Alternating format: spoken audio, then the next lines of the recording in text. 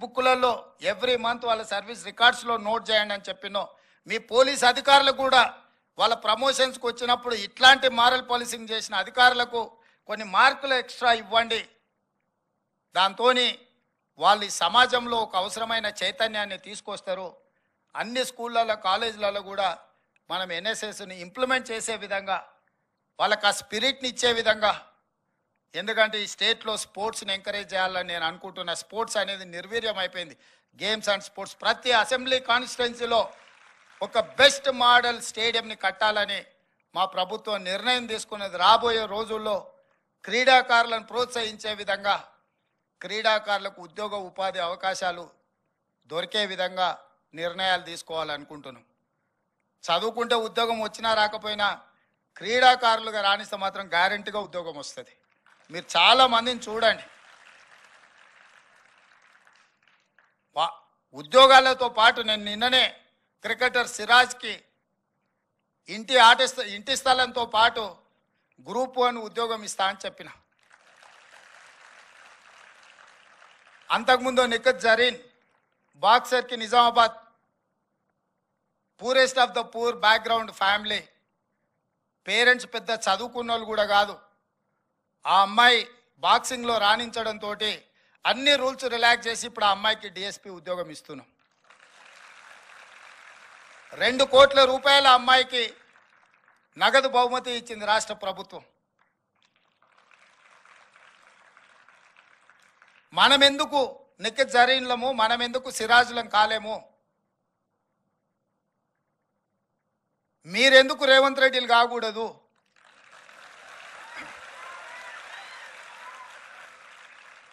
మేమేమి American యూనివర్సిటీలను, Oxford యూనివర్సిటీలను చదువుకొని ముఖ్యమంత్రి కాలే. జెడ్పీహెచ్ఎస్, జిల్లా పరిషత్ హై స్కూల్, గవర్నమెంట్ స్కూల్లో చదువుకొని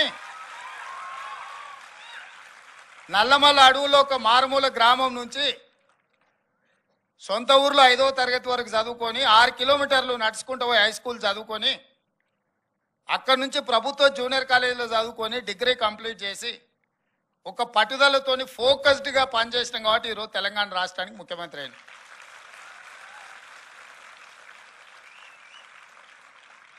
నా వరకు నా లైఫ్లో నాకు ఏం రిగ్రెట్స్ లేవు. నా లైఫ్లో నేను అనుకున్నది సాధించిన ఒక సాటిస్ఫాక్షన్ నాకు ఉన్నది. దీనికి నేనేం కార్పొరేట్ స్కూల్లో చదువుకోలేదు, లేకపోతే అమెరికన్ యూనివర్సిటీలను, ఆక్స్ఫర్డ్ యూనివర్సిటీలను నేను మాస్టర్స్ చేసి రాలే. సామాన్య ప్రజల యొక్క ఆలోచన, సామాన్య ప్రజలలో ఒకరుగా ఈ ప్రజలలో మమేకమై ప్రజల యొక్క ఆలోచనని తెలుసుకుంటూ ప్రజా సమస్యల మీద నిలబడి కొట్లాడుతూ సమస్యలు వచ్చినప్పుడు ఆ సమస్యల్ని ఎదుర్కొని నిలబడ్డాం కాబట్టి ఈరోజు ఇక్కడికి రాగలిగినాం. సమస్యలు వచ్చినప్పుడు లొంగిపోయో, ఆ సమస్యల్ని చూసి పారిపోయో, సమస్యలకు భయపడి మనము ఈ వృత్తిని వదిలేస్తే ఇక్కడి వరకు రాణించలేం. నేను కూడా అందుకే ఈ తరానికి చెప్తున్నా, ప్రజాప్రతినిధి అనేది అత్యంత పవిత్రమైన బాధ్యత. సరే, సమాజంలో రకరకాల పరిస్థితులు ఆ వృత్తికి రావాల్సినంత గౌరవము, ఇవ్వాల్సినంత విలువ లేదనుకో, దాన్ని రివైవ్ చేయాల్సిన బాధ్యత మా అందరి మీద ఉంది. నేను చెప్పేది ఒకటే, అన్నిటికంటే ఎక్కువ గంటలు కష్టపడి పనిచేసేది రాజకీయం. 24/7 పనిచేసినా ఇంకా కొంచెం పెండింగ్ ఉంటుంది. కానీ కొంతమందికి ఎంబడే అవకాశాలు వస్తే కొంతమందికి అసలే రావు.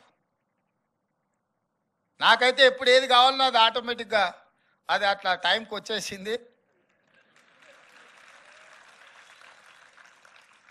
ఇక్కడ ఉన్న శ్రీనివాస్ రెడ్డి గారు మా జిల్లా ఎస్పీగా ఉండే. వారు జిల్లా ఎస్పీగా ఉన్నప్పుడు నేను జిల్లా పరిషత్ మెంబర్, జడ్పీటీసీని. ఆ రోజు వారికి కూడా తెలియకపోయి ఉండొచ్చు, నేను జడ్పీటీసీ నుంచి నెక్స్ట్ ఎదగానో వారికి కూడా తెలియకపోయి ఉండొచ్చు కదా.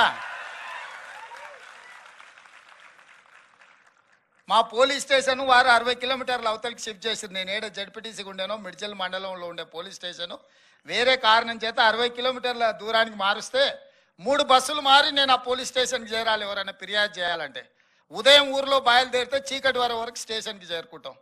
ఆడ ఫిర్యాదు ఇచ్చి వెనకకు రావాలంటే రాత్రి వాళ్ళ పోలీస్ స్టేషన్లోనే పండుకోవాలి. ఒక రాత్రి పోలీస్ స్టేషన్లో ఎవడన్నా ఊరు నుంచి పోయి ఉంటే వాడిని ఎట్లా చూస్తారు ఊర్లో?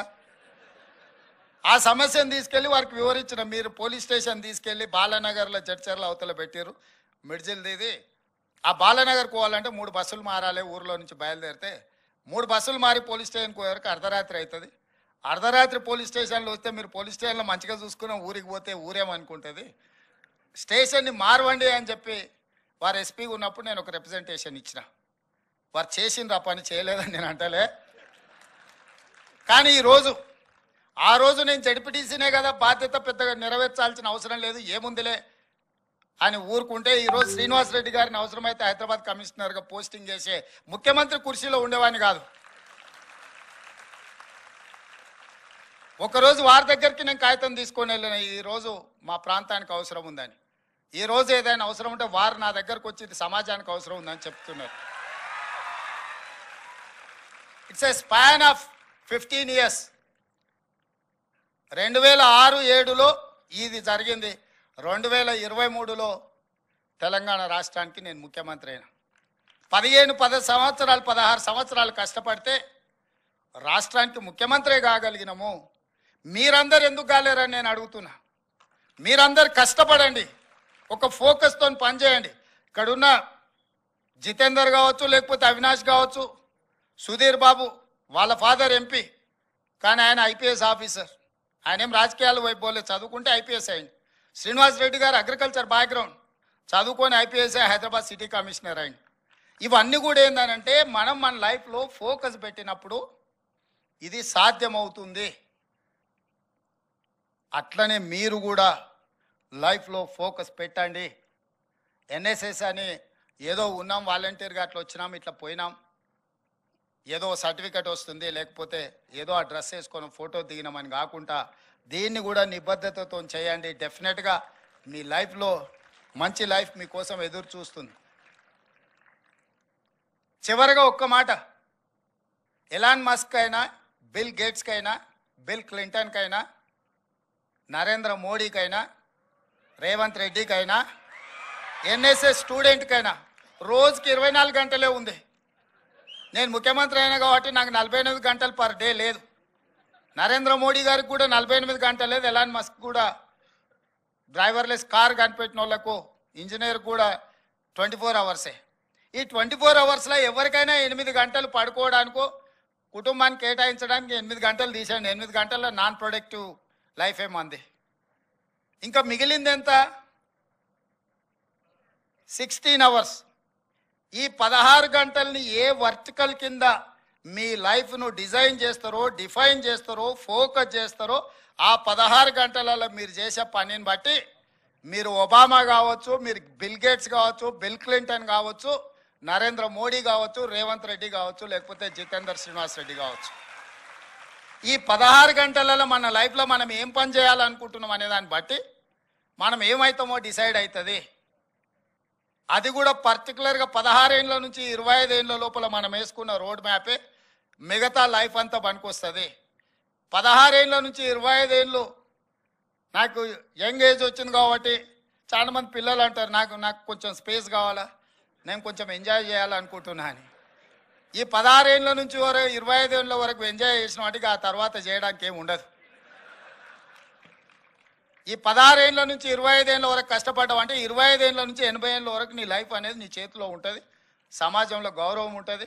నిజంగా లైఫ్ ఎంజాయ్ చేయడం అనేది కుటుంబ సభ్యులతో రియల్ జర్నీ అక్కడనే స్టార్ట్ అవుద్ది. కాబట్టి మిత్రులారా, ఇది ఒక మంచి అవకాశం. మన లైఫ్ మన చేతుల్లో ఉంది. మన లైఫ్ని మనం ఎట్లా డిజైన్ చేసుకుంటే, ఎట్లా ఫోకస్ చేసుకుంటే, ఎట్లా రోడ్ మ్యాప్ చేసుకుంటే అట్లా తయారవుతుంది. గొప్ప వ్యక్తులు ఎవ్వరు గొప్ప కుటుంబాల నుంచి రాలే. మీరు ఎవరినైనా తీసుకోండి, ఫ్యూ ఎగ్జాంపుల్స్ ఉండొచ్చు, కానీ మ్యాక్సిమం ఎగ్జాంపుల్స్ సామాన్యుల నుంచి, అబ్దుల్ కలాం నుంచి, స్ట్రీట్ లైట్ కింద చదువుకున్న అబ్దుల్ కలాం సైంటిస్ట్ అవ్వడమే కాదు, సైంటిస్ట్ అయిండు కాబట్టి రాష్ట్రపతి అయ్యిండు. సైంటిస్ట్ కాకపోతే రాష్ట్రపతి అయి ఉండేవాడు కాదు. కానీ ఆయన చదువుకునేటప్పుడు రాష్ట్రపతి అయితే అని ఆయన చదువుకోలే, సైంటిస్ట్ కావాలనుకుని చదివిండి, సైంటిస్ట్ నుంచి రాష్ట్రపతికి అయ్యిండు అబ్దుల్ కలాం. మరి మనం ఎందుకు కాకూడదు? మనం ఎందుకు బాధ్యత నెరవేర్చకూడదు? మనం ఎందుకు మన బాధ్యతల నుంచి మనం పారిపోవాలి?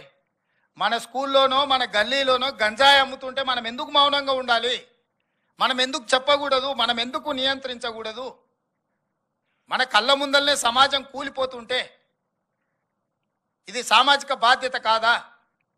మాకెందుకు లేనాడు ఆనాడు ఉస్మానియా కాకతీయ యూనివర్సిటీల పిల్లలు ఓ శ్రీకాంతాచారి, ఓ ఈశాన్ రెడ్డి, ఓ కానిస్టేబుల్ యాదయ్య, కిష్టయ్య, యాదయ్యలు మాకెందుకు లేదు తెలంగాణ వస్తే రాకపోతే రాదు, మేము బాగానే ఉన్నాం అనుకుంటే తెలంగాణ వస్తుండేనా?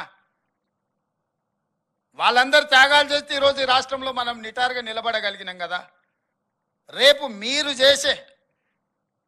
చేసే మారల్ పోలీసింగ్, మీరు చేసే ఫిజికల్ పోలీసింగ్ రేపు మన భవిష్యత్ తరాలకు మంచి బాటలేస్తాయి.